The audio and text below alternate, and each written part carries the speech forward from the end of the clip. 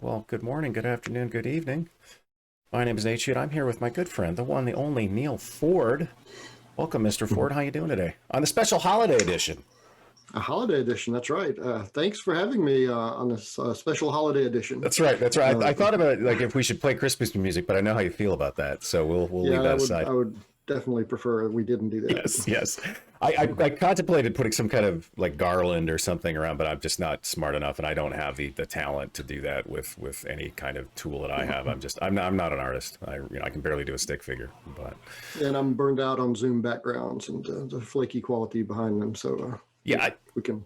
I've thought about getting like a green screen, and I just haven't quite gotten around to it. It's on my list, but I don't know. So one of my colleagues now at work wears a green T-shirt every day and turns on the green screen effect or the background effect, but Fantastic. it only shows up on his T-shirt, and it's like a world map that. So as he moves, you can see the world map kind of virtually move on his. See, I've thought about that, and every time I think I probably shouldn't wear a green shirt because I know that can be abused post in post. So I try to avoid that if I can. But Mhm. well, Neal, thanks for joining me here today. I appreciate it. It's good to see you. So for those of people who don't know who you are or don't know you very well, tell me a little about yourself. Tell me what you're doing. I mean, I have you listed here as Meme Wrangler because that's how I've always known you. So perhaps give us the history behind your title as Meme Wrangler. Yep. So when I joined ThoughtWorks a little over 15 years ago, I know that because I just went to my a second sabbatical. So ThoughtWorks as a company gives you a long sabbatical after your first 10 years and then a short one every 5 years thereafter. So I just finished up my second one during this weird year, which is, another weird thing about this year. And ThoughtWorks is one of those companies that lets you choose your own title on your business cards. Some of them are reserved, like, chief scientist and, CEO. You can't really adopt those. But I've met the person that had a business card with the title seat warmer on it. Nice. And so, there's some of them are quite, and the only rule is you only get one set of business cards. So Okay. when I was actually hired at ThoughtWorks, it was during a kind of a transitional period. So this would have been 2004. And I was hired and they were pursuing people who had the title of architect. And I was hired, my acceptance letter actually said application architect as the title. But then when I first met somebody at ThoughtWorks, they said, "Oh, congratulations on being hired. What do you do?" And I said, "Oh, I'm an architect." And they flatly said, "No, we don't have architects at ThoughtWorks." And I said, "Oh, okay. Then I think I'm in the right place. So it Right. was the right address."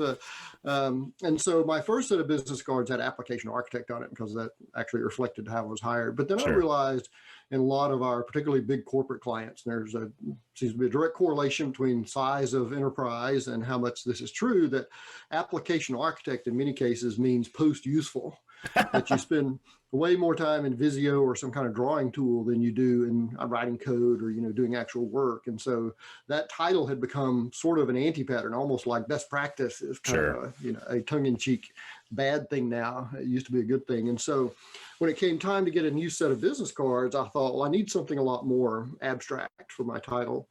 And my original idea was meme herder. But I Okay. was on a mailing list that included Prague Dave Thomas, Yeah. in Yeah. fact.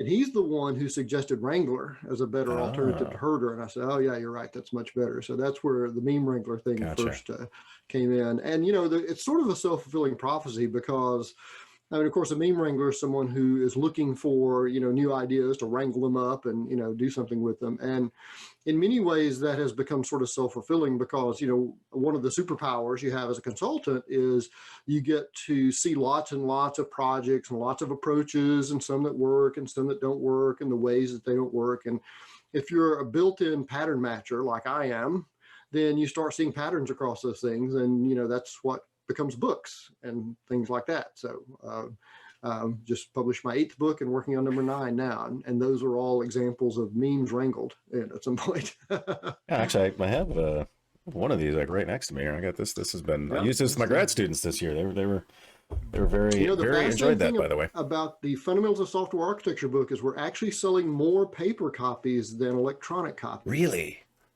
And we theorize that this might be the case because there's the whole second section is all these references of these architectural styles with Yeah. all these, charts and delineations of trade-offs, et cetera. And Reference books, you want to have a physical copy of the book so you can leave it open. I Oh, was talking to sure. my mother this morning, and she was saying, recipe books, I want them in physical form because electronic recipe books are annoying. And I think Yeah. it's the same for a referenceable technical book, that you actually want it in a physical form. So we actually have a few Amazon screenshots where the Fundamentals of Software Architecture book was number 2 and number 5 one week. The paperback was number 2 and the electronic book was number 5. It's Oh, like, that's well, very can we cool. find these and make it number 1? Right. You Apparently should get it extra doesn't work credit that for way. that, shouldn't you? I mean, if you're 2 Exactly. and Yeah, 5, I mean, that's got to give you exactly. something. We should get something for that, but no, we got was the screenshot. Okay. Well, I mean, it's better than But nothing. but it has been fascinating that we had sort of predicted that maybe there would be stronger sales because, as most book sales now are electronic. Right. But there have been enough of these that they've actually done a print run of them because Oh, we've that's had awesome. a second printing of it. So there are still people that like paper books for some things. So. Well, so it's funny. The thing I noticed as I was going through it, I'm so used to being able to highlight with my finger and having it be a solid highlight, and it's always perfect.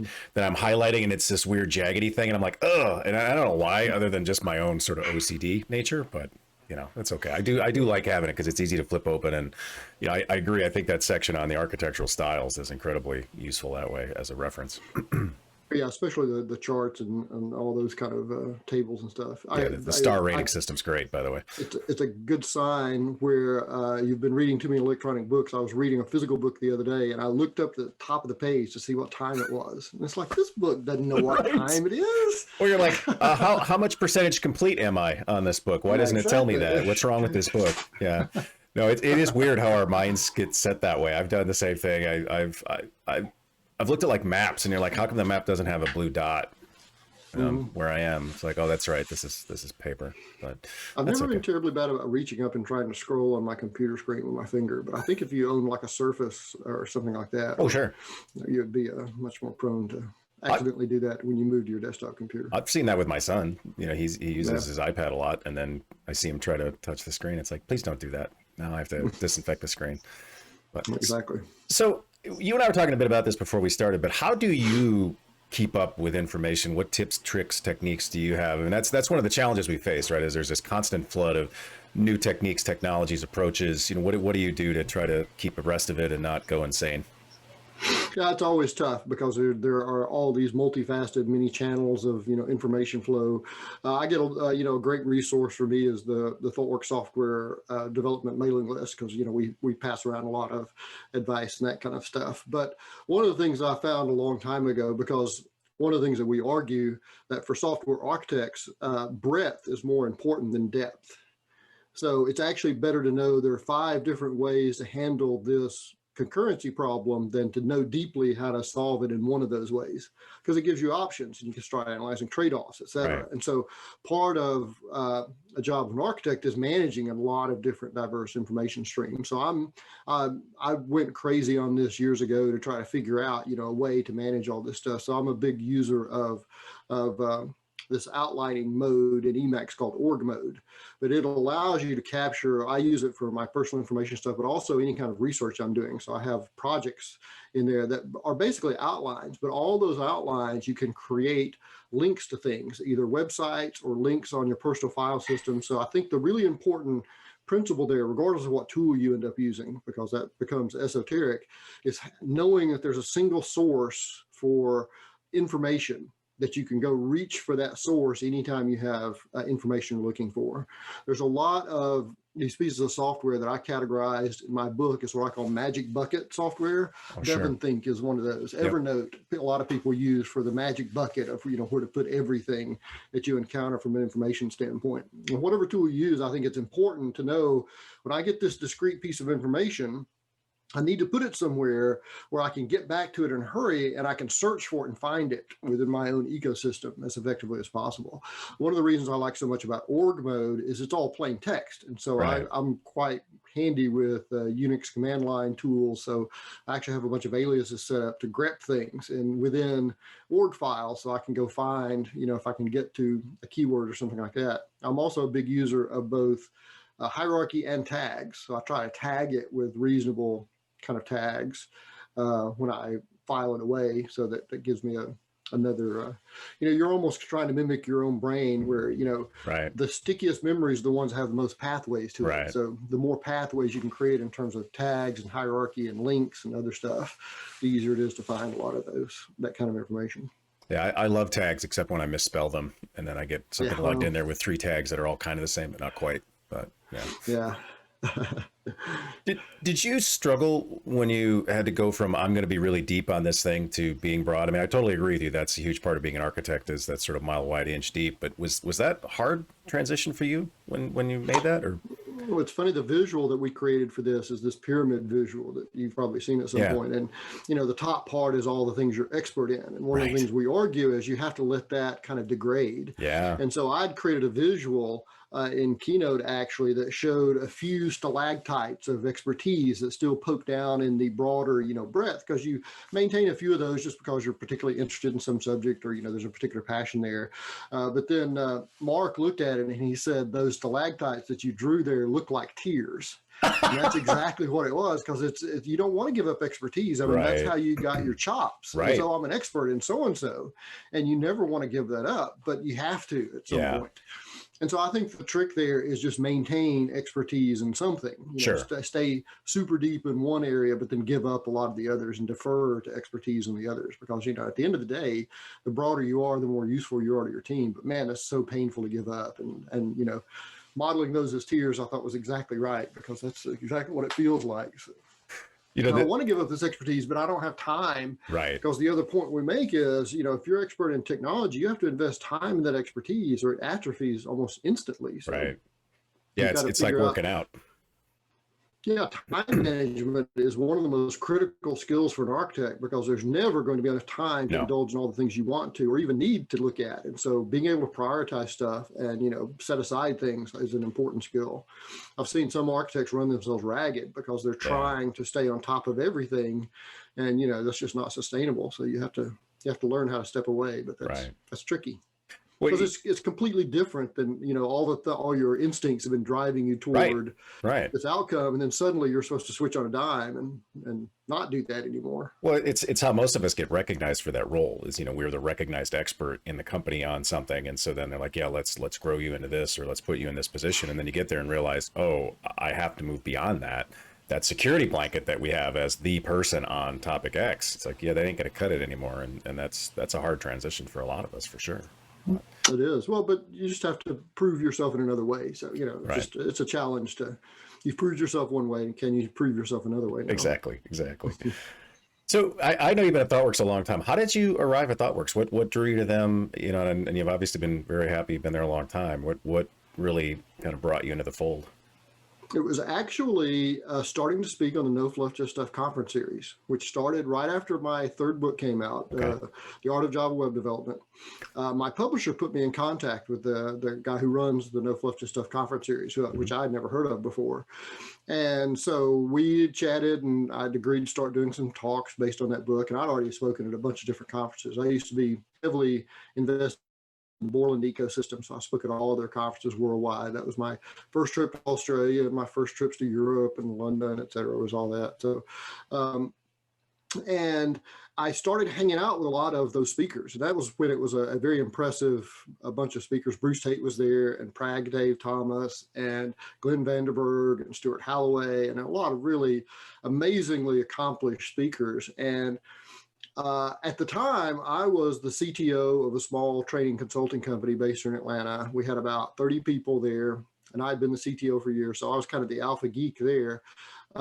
And we were doing okay, but, I was always kind of looking around. And I remember really enjoying being amongst all the other speakers and being really intellectually challenged, because, they were really doing interesting stuff. It's like, wow, that's really cool. And so I sort of very, very casually started just kind of poking around to see, is there a way to work at a place with people like that all the time? And I'd run across ThoughtWorks. In fact, cruise control. I remember seeing cruise control and reading about it and thinking, that's a really cool idea. That was really slick. And then that association caught in my mind. I saw it again. So, oh yeah, I remember that. And I saw something else. I think it was actually in Unit, the testing library in the .NET world, also by ThoughtWorks. And I noticed that Martin Fowler was associated with ThoughtWorks. And I thought, well, he must own the place. And no, he's actually an employee there. It's like, that's a very interesting place. So I got sort of interested in it. And I wasn't even technically looking for a job at the time, but they had this very challenging hiring process. And so the first thing that came up to me was, could I actually get through that hiring process? And so challenge accepted. And at the end of it, they said, okay, here's a job offer. It's like, oh crap, I got to decide if I want to actually do this or not. So, we had a lot of discussion about, travel and that kind of stuff, but which I was already doing so much. So I actually said yes. And that was a little over 15 years ago. But it's been a good association. Clearly. For sure. Well, you bring up the No Fluff Just Stuff tour, and I remember the first speakers dinner I attended was actually, I think Scott Davis was running it, and I don't remember what city we were in, but for whatever reason we just decided to order a bunch of food into the lounge at the hotel. And I don't think I've ever been quite so intimidated walking into a room, because it's like, oh God, like I've read their books and like I shouldn't be here. I'm totally an imposter. And thank goodness, my friend who's since passed away, Dave Husman, was in there, and I could kind of shimmy up next to him and be like, oh, okay, good. Like I know you, and you'll protect me from this crowd. But yeah, it was an interesting group, but I'm delighted so many of them I can still call friends. But let's go back a step further. How did you? Oh, sorry. Go ahead. Well, I was going to say, speaking to that, the first No Fluff Just Stuff show I ever did was Austin, Texas. And the book that actually got me into that, the conference tour, was this book called Art of Java Web Development. And it actually started as this insanely broad book it's basically covering like all of J2EE. And I'd sent this stuff to a publisher, and a whole bunch of people had sent back stuff that said, oh yeah, it sounds really great. And one reviewer just raked me over the coals. I mean, it was like, I read this, and it's like, what, did I accidentally kill this guy's dog or something? Well, it was a fellow that we both know named Ted Neward. Oh, geez. Well, Ted was at that show, and that's the first time I'd ever met him face to face. And so it was interesting to meet the person who had so thoroughly eviscerated my book proposal. He was right, of course. It was impossibly broad, and it actually turned into something a lot more interesting. But it was very interesting to meet face to face with, because I realized at some point, oh, that's that guy, and he's going to be there, and that was a very much intimidation factor going on there. Yeah, I always felt that if you were in a foreign city and you had like Ted Neward on one arm and a couple of other folks, you'd feel pretty safe, pretty secure that you probably weren't going to get roughhoused. But yeah. So how did you even get into technology in the first place? I mean, what made you decide at some age, computers, that sounds like a fun way to spend my time? So I was on the lifetime college plan, so I couldn't figure out what I wanted to be when I grew up. So I started out in journalism, which is where all the writing comes from. So my first, I started down that path, and it was way too subjective for me. Okay. I was a little bit pig-headed as well. And I got some really good advice from someone who suggested that journalism was not going to be quite the respected discipline in the future that it had in the past, because this is back still in the era of just post Walter Cronkite and really super respected. And that was very prescient, as it turns out. And so I'd always been pretty good in the sciences. So I shifted over to science and was briefly, for about a year, I was a biology major, thinking about going into genetics engineering. But then I sort of drifted over met somebody who was a mechanical engineer, so sort of drifted over in the physics world and decided to become a mechanical engineer. So I got my 2-year degree in physics at a local college, and then went to Georgia Tech University here in Atlanta. So that's when I moved to Atlanta, and that was a terrible experience.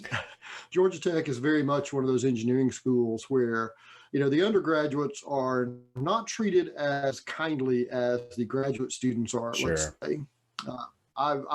I have distinct memories of standing in line for the professor's office hour, standing in line for an hour and a half, getting within 4 people of the door, and then the door being slammed shut and saying, try again tomorrow, get here earlier.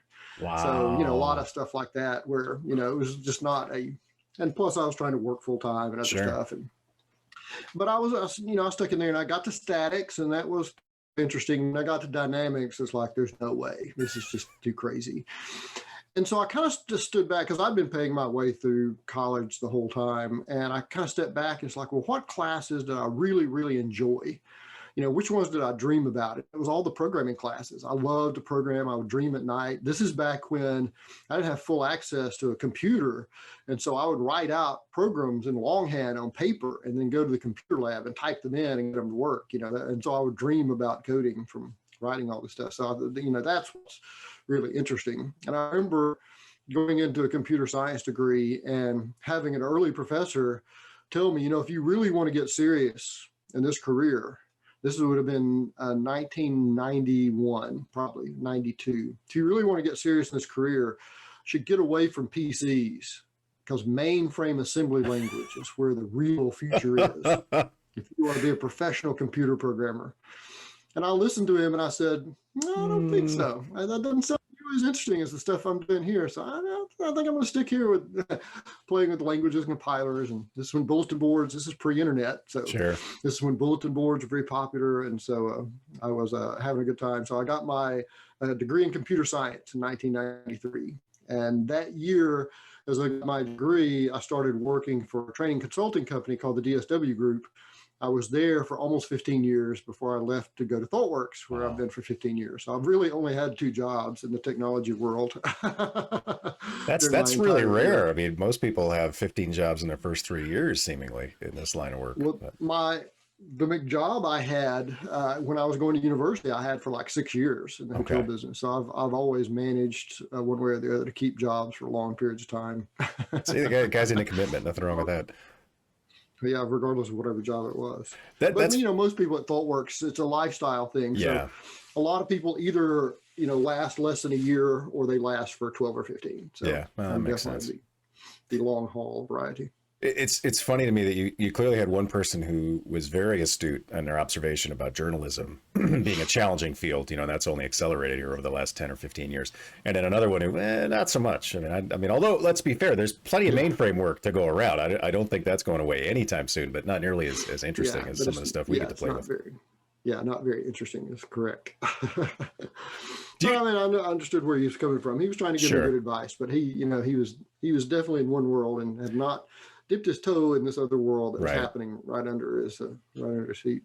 Do you remember, or what's the first program you remember? You're like, okay, that's it. Like, do you remember what got you hooked?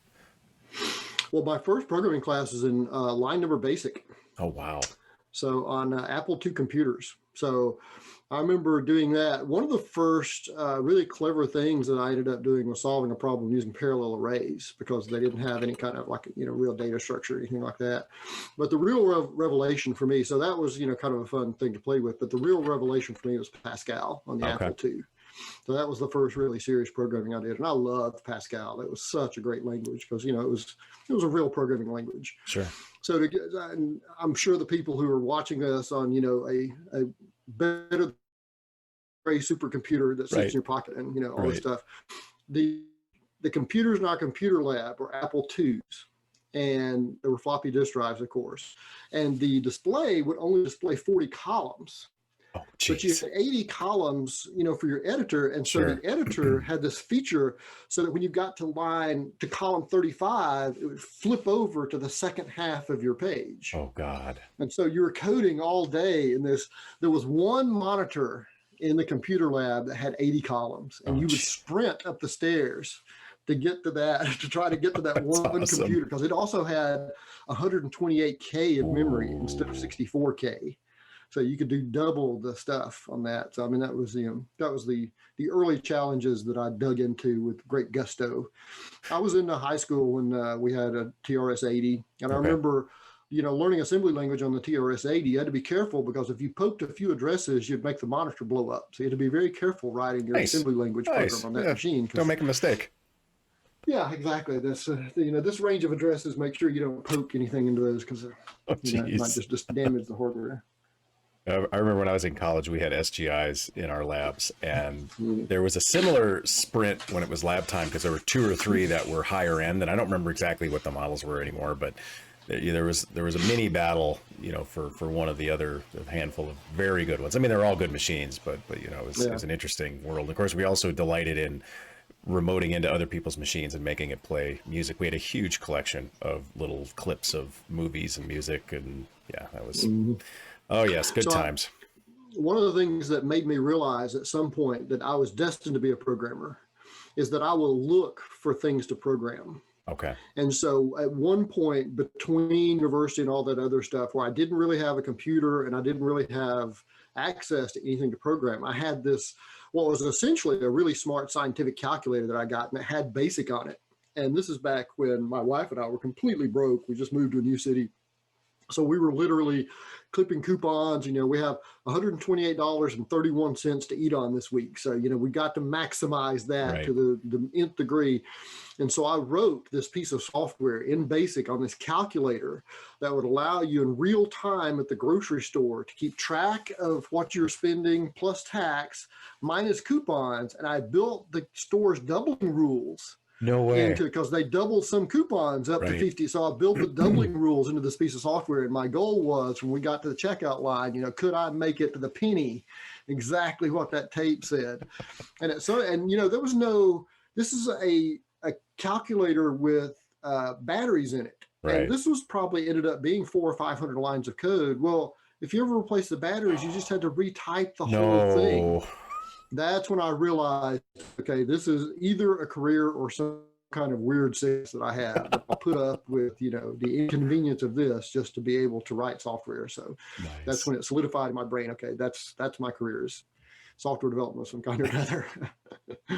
Well, it's funny you mentioned that because you're one of the people who has certainly given me that mileage. If you're going to do something more than once, you might as well automate it, because if you do it more than once, you're going to do it a million times. So do everything you can to automate it away. So.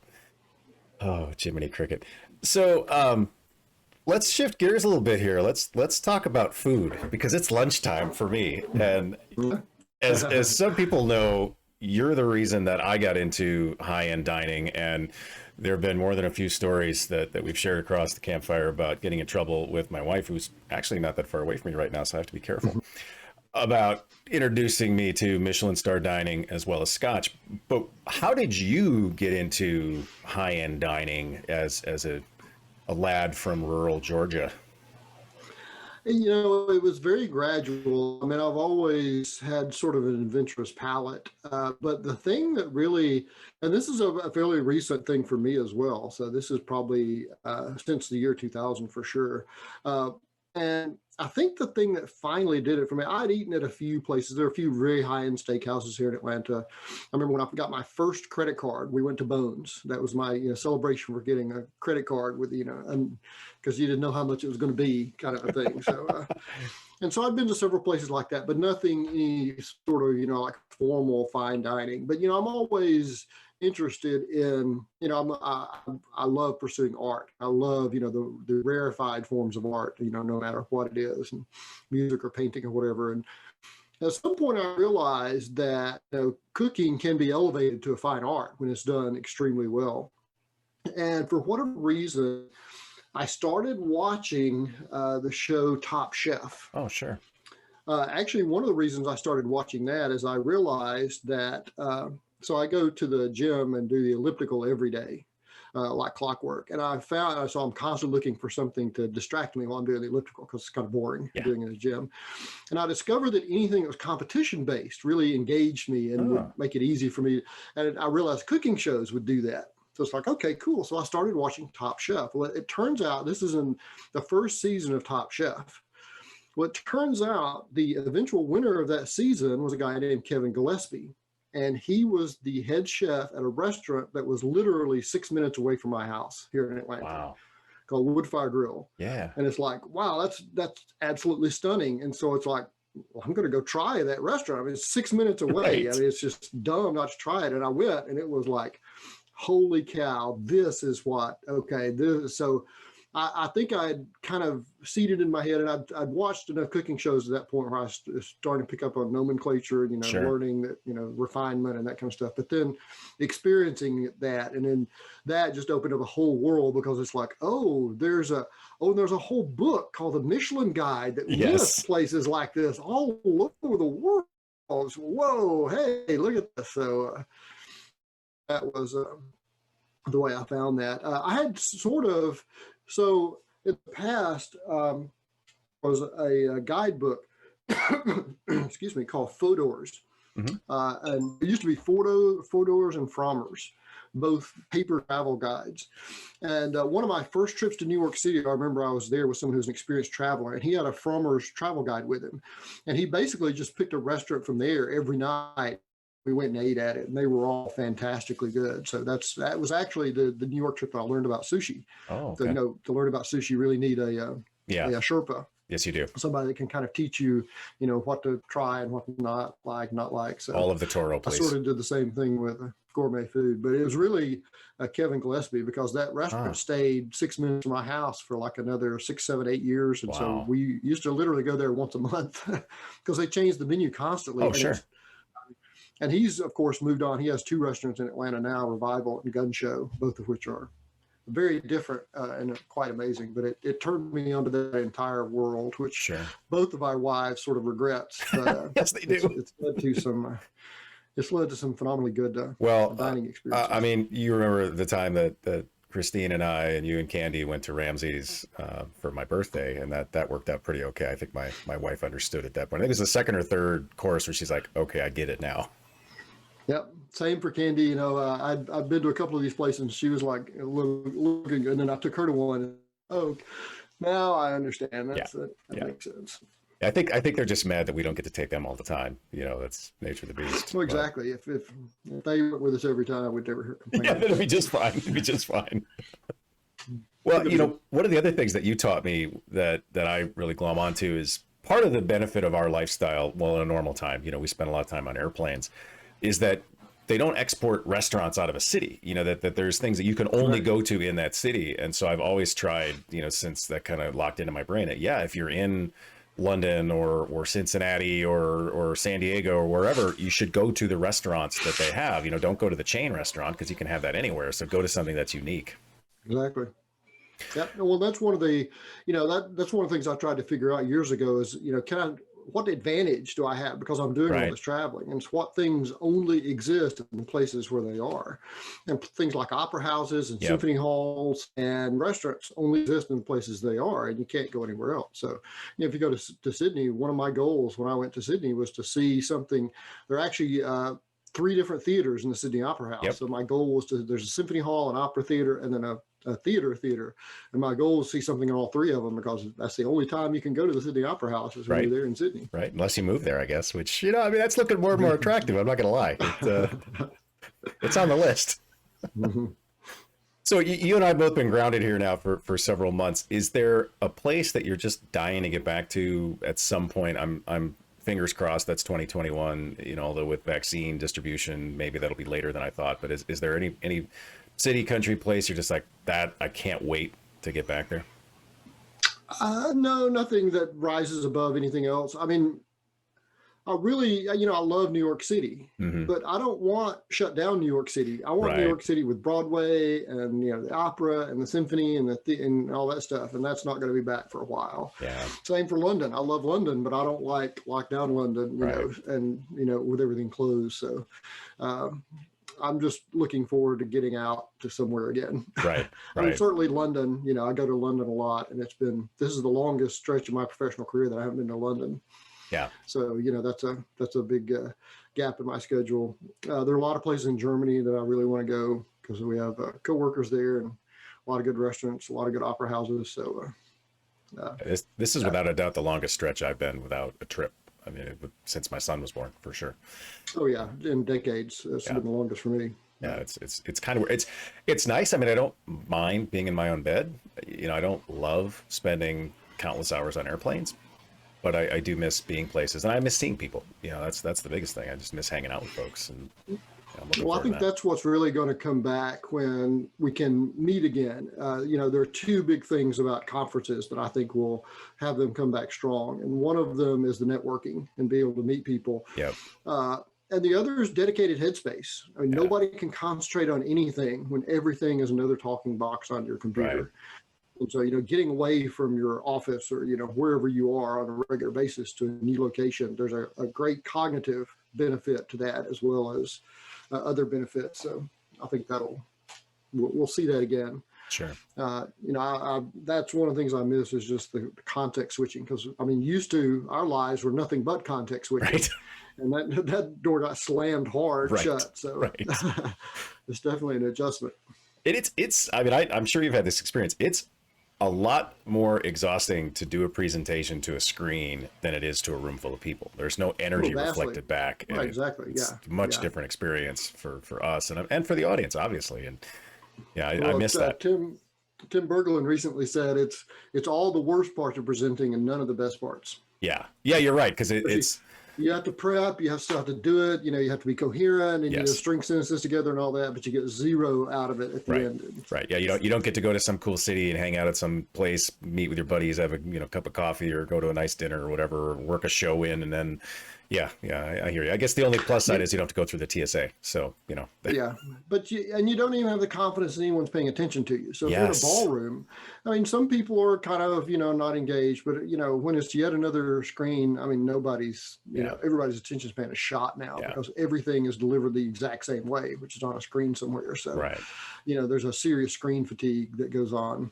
I've been doing inception work for ThoughtWorks client, everything's done remotely and it's just so exhausting. It's so much more exhausting than doing it in person, but that is what it is. Right. I mean, it's a zeroth world problem. And I've thought about that a lot over the last 10 months that, I'm extremely privileged that I can continue to do my job without having to put myself at risk the way so many folks have to, or not be able to do their job at all.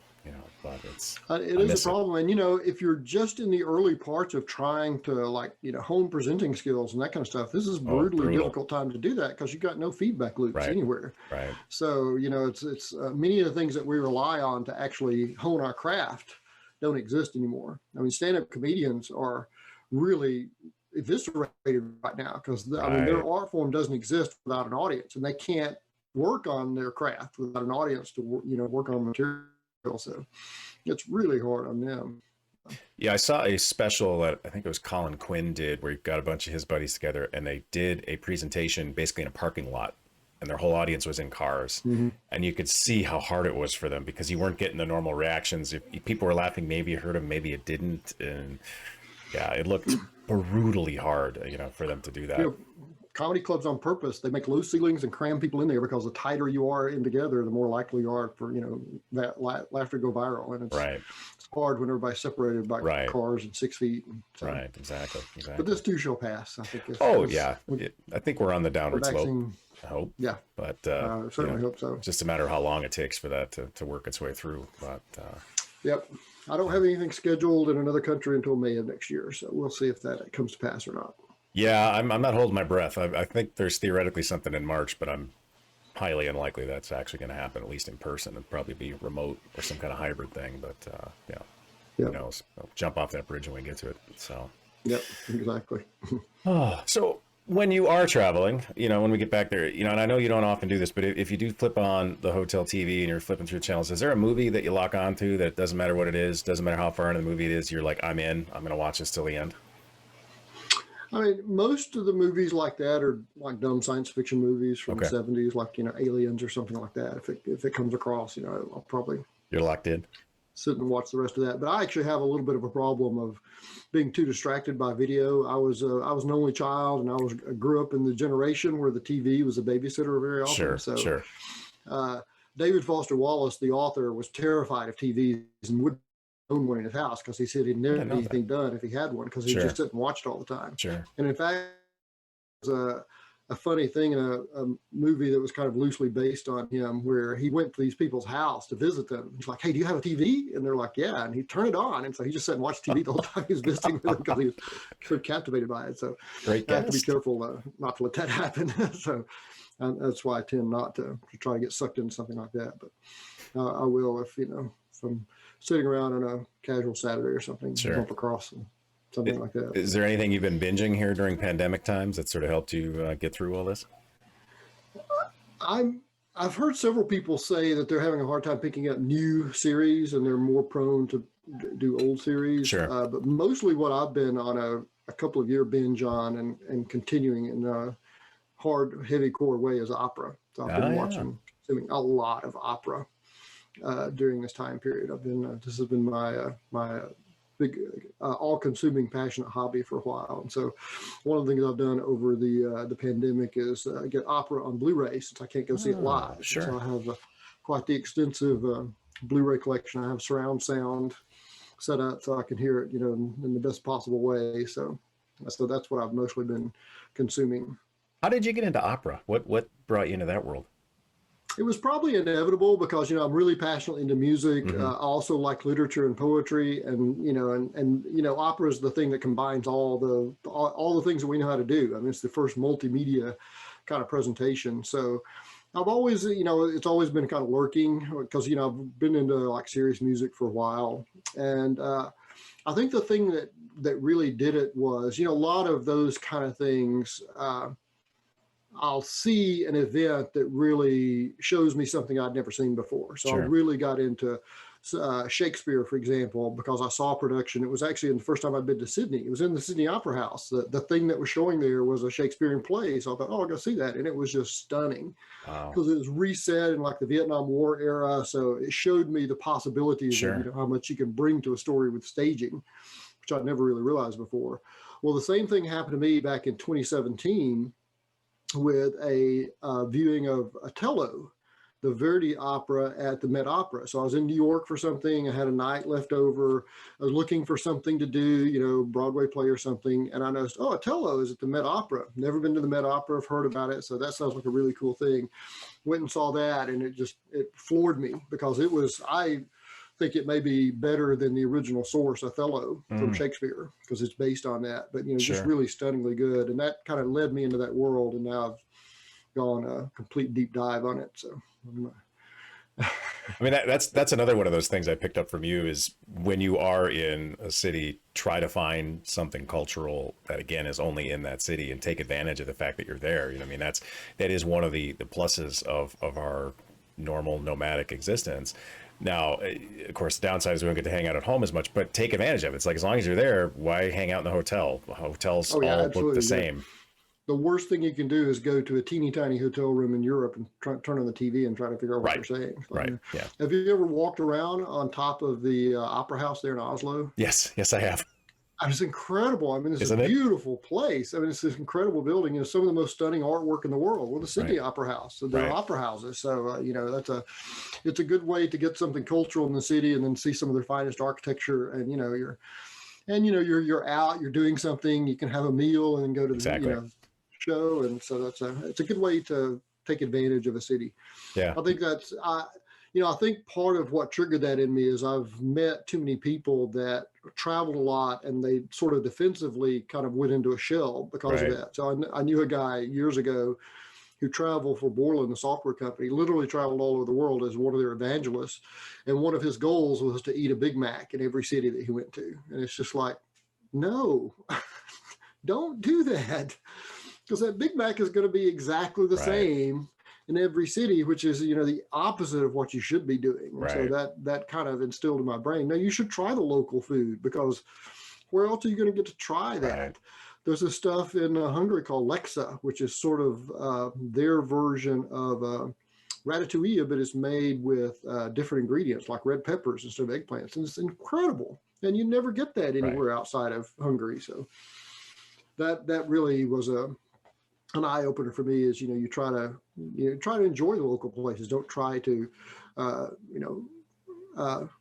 go to Paris and eat at a California pizza kitchen. Right. That defeats the purpose entirely. Exactly. Yeah. Well, I've got sort of, I guess, tuned into the Secret City food tours by my colleague Paul, and we've done that in a few different cities. And boy, has that been a fun way to spend a few hours walking around. You see part of the city you probably wouldn't see any other way.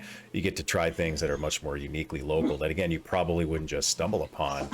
And every one I've done has been fantastic. I did a couple in Paris last year. One was like a chocolate tour, which, like, yes, please. And another one was just the classic, let's go get bread and cheese and meat and wine. And it was one of the most fun afternoons I think I've ever spent on the road. And, to your point, take advantage of it. Where else can you do that except, Paris?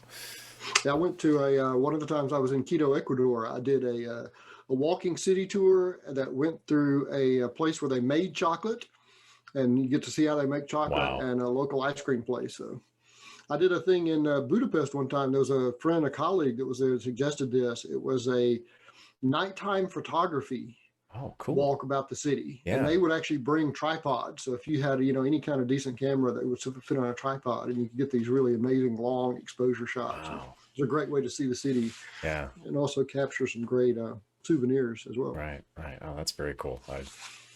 Yep. I love that. That's always, like I say, you gotta try to find ways to get out and stretch and try those kind of fun things. But so what are you reading these days? What would you put on my book list, since I'm in the middle of a book right now, but I know I'm going to finish that sometime in the next week or so. What should be my next good read? Well, I've actually been reading a ton of biographies. Oh, okay. Mostly about composers, not surprisingly, since I'm super into opera right now. So, there's a book called A Short History of Opera that's about Okay. 2,000 pages long Oh, that I yeah. just finished up. So, Nice. A short little it's a meaty 2,000 pages. subject. So, there's actually I just finished a biography of both Mozart and Gustav Mahler, both of which are pretty good. I'm reading a 4-volume biography of Wagner right now. Okay. So there's a great book that I just finished that just came out called Vognerism by Alex Ross. He's the columnist for New York Times and New Yorker. Okay. His book, The Rest is Noise, which came out several years ago, is one of the best books about music in the 20th century ever. Wagnerism is a book about what impact Richard Wagner had across not just music, but like all of society and different arts and all this other stuff. So that just came out this last year, and it's been on a lot of best of lists. And I just finished reading it, so it was quite good. I haven't been reading any fiction much at all. I just haven't had a chance to get into fiction. I noticed that N.K. Jemisin is one of my favorite science fiction authors, has just recently released a new book or new series. So actually, I think I've got that on my Kindle. I just haven't cracked into it yet. She's the one that wrote the Broken Earth series that was so compelling a few years ago, and read that. So I'm looking forward to digging into that. You're the one that got me into the Culture series. Yeah, the Culture series is great. I still have one of those left, the Hydrogen Sonata, which I haven't. I'm just saving it for myself. Right, As that right. one last little gem. Right. I need to go ahead and clean that up, though, I guess, because it's been a while since I read one of those. But Sure. that's the last one of those that's out there waiting to be read up. I've heard a lot of people talk about the Joe Abercrombie series. It starts with a blade himself, a blade itself. Yeah, I've read at least 3 of those. I don't know if there's more yet, but I read the original trilogy. I've heard several people say really good things about that, but I haven't had a chance to read that yet, because I've been tied up in history and biographies. That for some reason has been super compelling to me since I got locked up at home. I hear you. I'm for some reason reading a book about Churchill right now, which I never would have guessed that would have bubbled its way up, but it did. It's been very compelling. And I just finished a book about Chernobyl. Real good. Holiday book, right? Gets you in the spirit. But yeah, Churchill would be fascinating because he was an interesting character. yeah, oh, very much so. And I think this book actually focuses just on like the first year of his being prime minister, and that's it. And so it's all kind of the start of their engagement more heavily in the war, and kind of right around Dunkirk, and then moves forward from there. And it's quite fascinating. So yeah, that was a fascinating time period. I got super interested in World War II history at one point, 20 years ago, and read a bunch of The Rise and Fall of the Third Reich by Will Shirer. Still one of the best books I've ever read about that. Yeah, that's one you want on electronic format for sure. That's a lot of pages there. Yeah, I read it before electronic books were out, so I had the paper copy of it, but it was an enjoyable read. I've been trying to get my son to read that because he's a history buff, and I know that's in his wheelhouse, and I just can't get him to take the bite. But I'll keep trying. I told him over Christmas he should read it. Yeah, it's so well written. It's very compelling because, a lot of history books, the first part of it's kind of dull because you're setting up all the stuff. But I found that book very easy to get into, and it just pulled you right through it because it's there's a bunch of crazy stuff going on there. Now, I know you're into podcasts. Are there any podcasts that you recommend these days? Anything that's helping you survive? My favorite by far podcast, without a doubt, is this podcast called Sticky Notes. It's the classical music podcast, where this host, it's the only one that I pay for, so I actually give him a Patreon donation. But he takes one piece of classical music and does a deep dive into it. And then he's a conductor. Okay. And he does a deep dive into the themes and the history and, how it's put together and, what form it's in. And so that's been so fascinating for me because it really lets you dive into some of these pieces of music. So, and some of them are like, he just finished up his 6th season with Mahler's Third Symphony, and he ended up doing it in 3 parts. So that's an hour and a half about, pulling that symphony apart and how all the pieces work. So that's been absolutely phenomenal. Love that podcast. That's the old one that I look super forward to every week because it comes out once a week. There's another one that comes out once a month, and it seems getting slower and slower. Okay. Called The Album Years by Steven Wilson, who I'm a big fan of. He's a progressive rock artist based out of the UK, and he and one of his similar age friends pick one year between 1976 and 1985, I think, and talk about all the albums that came out that year. Wow. Mostly with a bent toward, progressive rock, because that's what it's kind of pitched at. Sure. So that's kind of fascinating. I've actually found some old music that I wasn't familiar that came out during that time period. So a lot of music based. The Metropolitan Opera still has a podcast. I've been listening to that. Listen to our friends Pod Save America. Yeah. That whole political family of podcasts. Love It or Leave It is hilarious. And Pod Save America. I'm still listening to those guys on a pretty regular basis. Yeah, It's Not Great, Dan, has made it kind of permanently into my cliche lexicon. But yeah, they sell T-shirts and mugs. I know. I actually own a mask that says "It's Not Great, Dan." So yeah, I think every time I've tried to order the shirt, they've been out of my size, so I haven't been able to get one. But it's on my list here. I just have to buckle down. Yeah, so I'm still a big fan of those guys. Mostly music-based podcasts, though. Sure. I listen to the Daily from the New York Times if the subject matter is interesting, but I don't Sure. listen to that every day because it's fascinating. They do such a deep dive because you get such a superficial take on a lot of these stories, but then they do like a half-hour deep dive. It's like, wow, there's a lot more there than you Right. the superficial read. So that's kind of fascinating. Radio Lab, of course, and Invisibilia. That whole family. I'm still listening to those guys, but I'm actually trying to get more away from news podcasts and more into enjoyable things like music and art and that kind of stuff. Just to step away from That's healthy. the doom scrolling news stuff. Right. Yeah, it's part of the challenge is you want to try to stay informed, stay up to date on what's going on, but by the same token, you just can't do that all the time. There's got to be something else, otherwise you just you get into that funk, and it's not good for your body.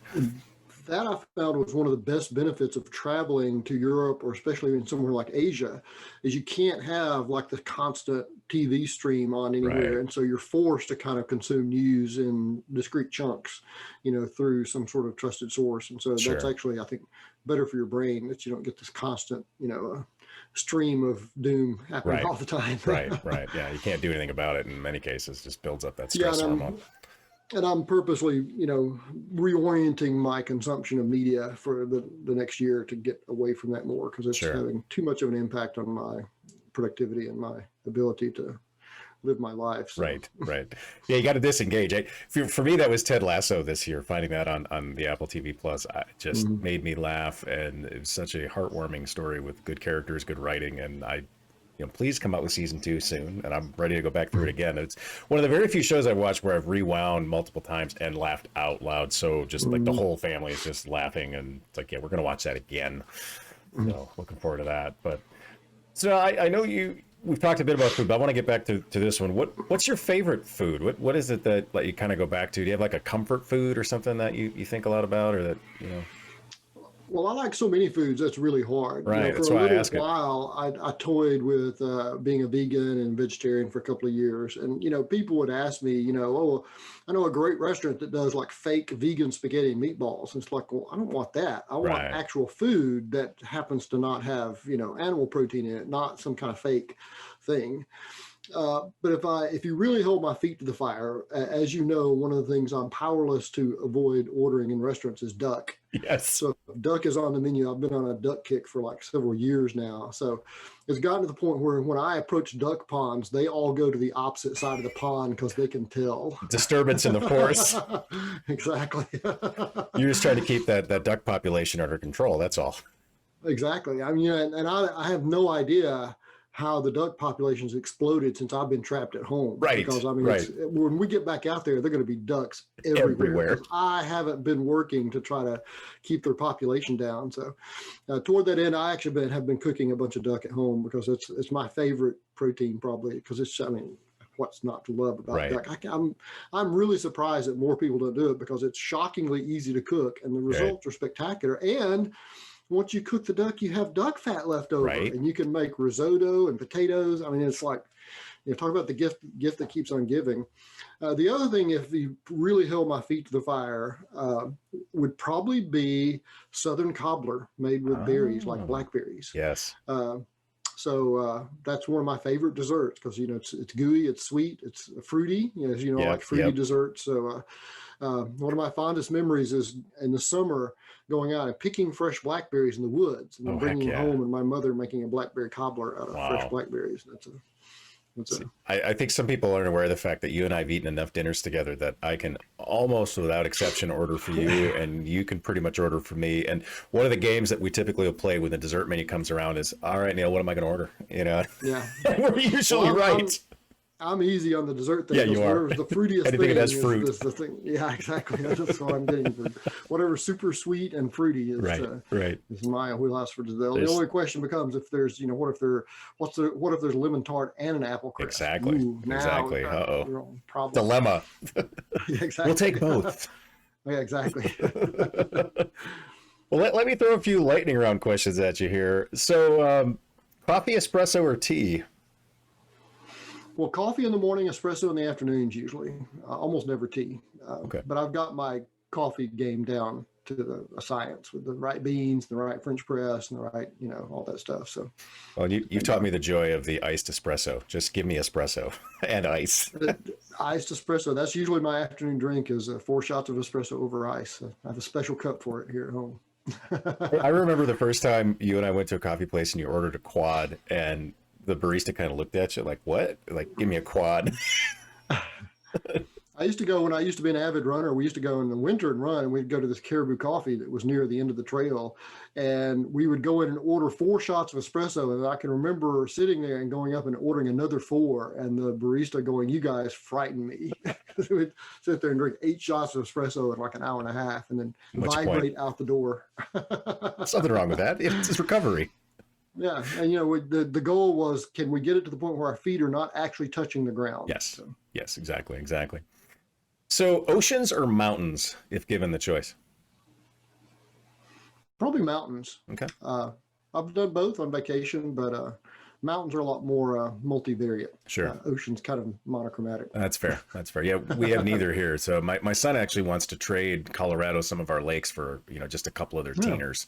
So yeah, I don't think the water. Right? See, it would probably use some mountains. Exactly, be a win-win. So we'd set it up just west of the cities, maybe temper out our weather a bit. So although, as I said earlier, it's raining here in Minnesota, and it's late December, so a little weird. But I'm not mad at it. I don't love snow. Yeah. Now, I'm intrigued to hear your answer to this one: food truck or Michelin stars?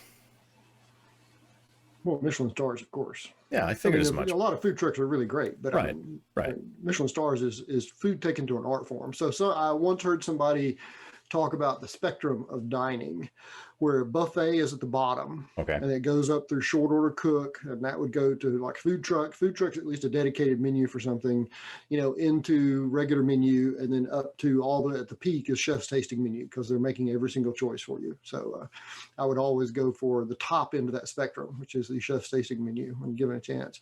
But I mean, that's really, in some ways, when you go to a restaurant, order off the menu, you're building your own adventure. When you're letting the chef choose every single thing, I mean, you're really seeing what they think a complete meal is. And you and I both know that chefs that are really, really good at that. I mean, one of the questions I often ask people when we leave something like Restaurant Gordon Ramsay is, when we get in the cab to leave, I say, okay, let's stop and get something to eat. What is anybody in the mood for? And there's nothing. It's like, I don't want anything salty. I don't want anything sweet. It's all like all the hunger sliders have been pushed all the way down to the bottom, exactly to the right proportion. It's like, oh, that's really amazing. And that's the skill of a really phenomenally good chef. So, do you remember that like mango, Lassie like milkshake Ramsey's made that one time we were there. Oh, yeah. Oh my God. It's like, could I get a gallon of this to go, please? Just here's my credit card. That Langostino thing that we've had, that's one of his signature dishes there. It's just stunning. I mean, it's just, I mean, there are several dishes there that I can remember almost to the point of being able to taste them again. And that's really amazing the white to truffle have something dish. that good. Yeah. Oh man. I really need to not record this over lunchtime. That's clear to me. But what are you gonna do? What are you gonna do? So, Game of Thrones or Lord of the Rings? Definitely Game of Thrones, because it's a lot more adult. So Sure. Game of Thrones is the adult, mature version of Lord of the Rings. So Lord of the Rings is kind of a kid story. But most of Lord of the Rings was actually borrowed from The Ring of the Niebling by Richard Wagner. Huh? I mean, so much of it was lifted, essentially whole cloth. Sure. But Wagner lifted it from a bunch of ancient legends, and so he was really good at finding a bunch of ancient legends and then synthesizing brand new stories out of them. So Sure. this legend of gold had been around forever, but he was the first one to forge it into a ring of power. Gotcha. Well, then Tolkien picked up the whole ring thing and then ran with it. So, but there was another series of science fiction books that I read when I was a teenager by Stephen R. Donaldson called Lord Fowl's Bane. And there was this whole long series, and it was a kind of anti-hero, but it was lifted directly from Lord of the Rings, because there was this white gold ring that had immense power in this land, and there was this quest to take it back somewhere. So, I mean, it was all just, recycled. So, some of those good stories keep coming up over and over again. Yeah, there's only 12 plots. Yeah, and Game of Thrones was fascinating because it was so adult, and nobody had ever seen the level of adultness that you'd have with also science fiction, dragons and all that. One of the perpetual things that annoyed me when I was a kid, because I was always really into science fiction stuff, is that every science fiction show had to put something in it that was syrupy cute to get kids to watch it. Sure. That was the Ewoks in the first Star Wars movie, syrupy, cute little thing that just ruins the thrust of the serious space opera aspect of science fiction. Game of Thrones never went cute. Never once did they go cute. Even Lord of the Rings went a little cute. Game of Thrones never went cute, and I think that helped the story, because it was a dark story, and they never tried to cute it up one little bit. No, in fact, they maybe went the other way. Like, how can we make this even darker?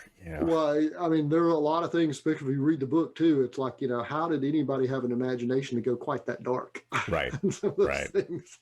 Yeah, it was let's stomp all over some of these tropes, and yeah. And some of the darker things in the books that never even made it into the movies. That much darker. So right.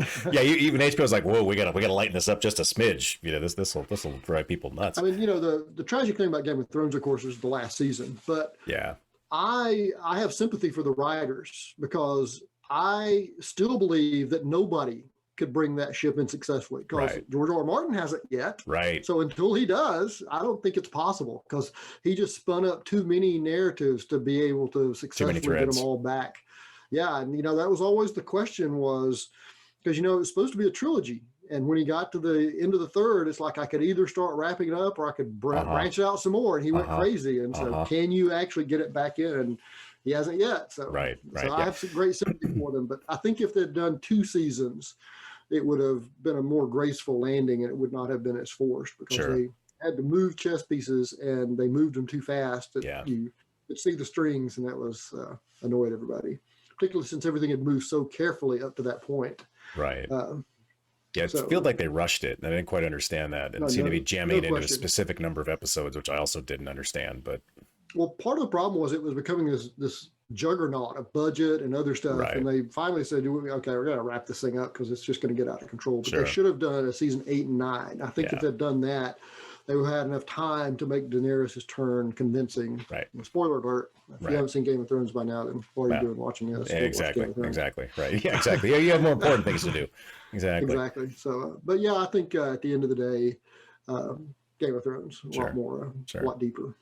A lot more meta-modern, a lot more, a lot more convergent with what we're looking at as a cultural place right now. We're a lot more holistic about looking at things. So, narrow stories of good and evil are a lot less compelling now than these much more fleshed out, flawed humans that, like Tyrion, who, you love him, you hate him, sometimes both at the same time. So, I think that's much more common in in entertainment right now. In Mm-hmm. fact, one of the things I've heard is that the new Karate Kid thing, the Cobra Kai thing, is really fascinating because it's quite meta modern, because Sure. they're doing like, the good and bad side. So it's not a simple morality tale anymore. It's like, real fleshed out people. And I think that's much more common in a culture right now because of meta modernism and the gradual cultural shift toward meta modernism and holism in general Sure. versus narrow slices. I mean, that's one of the things I loved about The Wire, is because all these characters Oh, were yeah. more than just one-dimensional, binary, good, bad. It's like, oh, everybody's kind of a little of both and in between. And sometimes they're good, sometimes they're bad. And,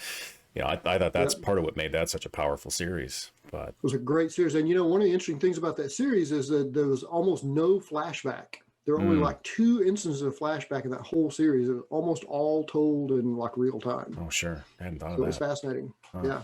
Wow, that's Great series. yeah, That's a great absolutely. one to rewatch. The Wire, The Sopranos, or Breaking Bad are all good fodder for that. See, and I think that's one of the things I actually appreciate about the fact we get to binge these things now, and that's become more normal. You get to see those connections more when you can watch 3, 4, 5 episodes in a row, and you start to see those callbacks and the threads. And I think that it makes for a better viewing experience. But Well, anyone who's watching this who hasn't looked at the color wheel theory behind Breaking Bad, then I've got a huge treat for you. Rewatch all of Breaking Bad, but look at the color theory stuff about purple versus yellow, and how those colors play an important narrative part in Breaking Bad. And it's worth rewatching the whole thing just because it's become so obvious once you know what to look for. Right. And it gives you so much insight into what's happening with those characters. It adds a whole different dimension to, the regular narrative that's going on in the show. And I love stuff like that. See, I just am amazed when the creators envision that stuff and then bake it in, and it's just like, oh, geez. And to your point, it's like the arrow in FedEx's logo. Until somebody points it out to you, you don't even notice it. And then once you see it, you're like, you can't unsee it. And it's exactly what happens. Once you realize that stuff's going on, it's like, how come I didn't catch this in the beginning? It's like, well, because you weren't looking for it. You didn't expect it. That color meant something. But that's right. Yep. But actually, they gave us some pretty good clues. Walter White, Jesse Pinkman. Right. So they were not subtle about letting you know that color had some sort of meaning in that world. That's fair. Figuring out what the color meaning was, you had to do that, but they weren't hiding it. See, I have to go back through Breaking Bad, and I really want to go back through Game of Thrones. Those are on my list. Although we're starting down the Battlestar Galactica approach right now, so I probably need to get through that before I rewatch something. But I guess we'll see. So.